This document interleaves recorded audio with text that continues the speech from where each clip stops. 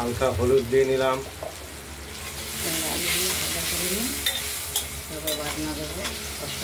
তো মনটা এগিয়ে না, টমেটো কিছুটা দিয়ে দিলাম। এই আলুগুলো হালকা হলুদ করে ভেজে নেওয়ার সময় ভাজা হয়ে গেছে। এবার শিলে বাটা জিরে আর কাঁচা লঙ্কা বাটা দিয়ে দিলাম।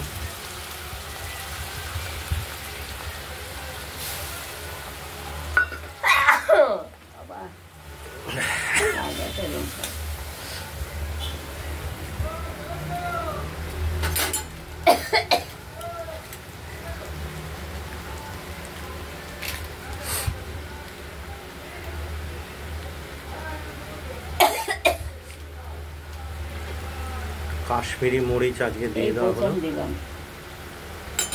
একটু কালারটা যাতে ভালো হয়। এই প্রথম দিলাম, আজকে দিয়ে দেখি কেমন লাগে। আমি তো পাকা লঙ্কাই করি আমি। করো বাবা, ভালো লাগে। কথা হোক, কষানো হয়ে এসছে, মশলাটা কষানো হয়ে এসেছে।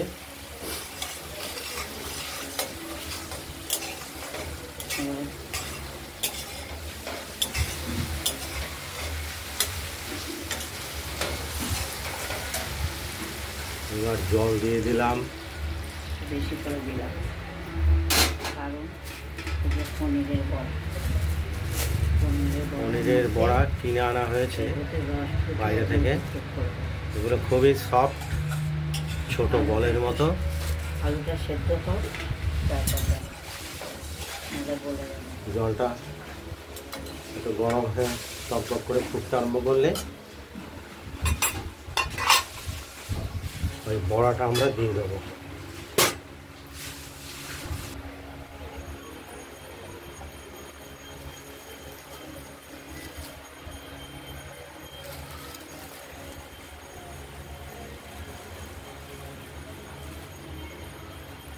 এই বড়াগুলো পনিরের বড়া, বাইরে মিষ্টির দোকান থেকে কিনে আনা। এগুলো একদম যখন এই ঝোলে ভিজে যাবে একদম ভেতরটা খুব সফট, একদম তুলতুল করবে, অপূর্ব স্বাদ। আমাদের বৃহস্পতিবার আর শনিবার নিরামিষ খাই, তো ওই দুটো দিনই করি বেশি।